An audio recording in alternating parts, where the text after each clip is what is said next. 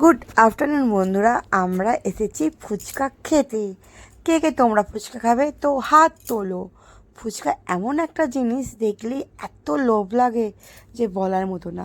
ফুচকা নিয়ে অনেকে তো প্রচুর ঘেন্না দেখায় যে এই ফুচকাওয়ালা এই ফুচকাওয়ালা ওই ফুচকাওয়ালা সেই, কিন্তু যারা ফুচকা খেতে ভালোবাসে তাদেরকে হাজার ঘেন্না দেখালেও তারা ফুচকা খাওয়া বাদ দেবে না।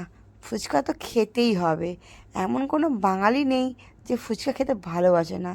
বেশিরভাগ মানুষই এখনকার দিনে আগেকার দিনে হয়তো ভবিষ্যতেও ফুচকা জিনিসটা এমন জিনিস কোনো দিন কেউ এরকম হবে না যে না খেয়ে থাকতে পারবে, এরকম তো হবেই না।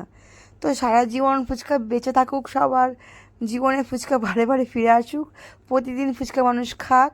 ফুচকা খাওয়া আমার হয়ে গেছে, এবার খাচ্ছি আমি চুরমুর। চুরমুর খাবো, আবার চুরমুর বাড়িতেও নিয়ে আসবো। চুরমুর দিয়ে মুড়ি খেতে আমার ভীষণ ভালো লাগে, ভীষণ ভালো লাগে। তো একটুখানি চুরমুর এত সুন্দরভাবে মাখছে না, দেখে তো বাপরে বাপ, মানে জিভে জল চলে আসছে। আসছে তো তোমাদেরও জিভে জল? মনে হচ্ছে না যে গিয়ে এক্ষুনি চুরমুর ফুচকা খেয়ে আসি।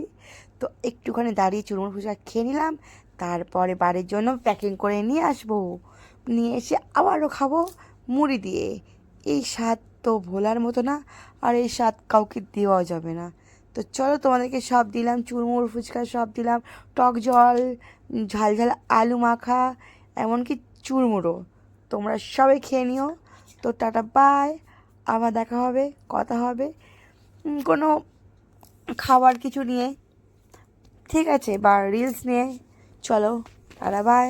কেমন হয়েছে চুরমুরটা? চুরমুর দাদা চুরমুরটা ভালোই বানিয়েছিল, খুব ঝাল ঝাল, টেস্টি টেস্টি, হেভি হেভি দেখতে, হেভি খেতে।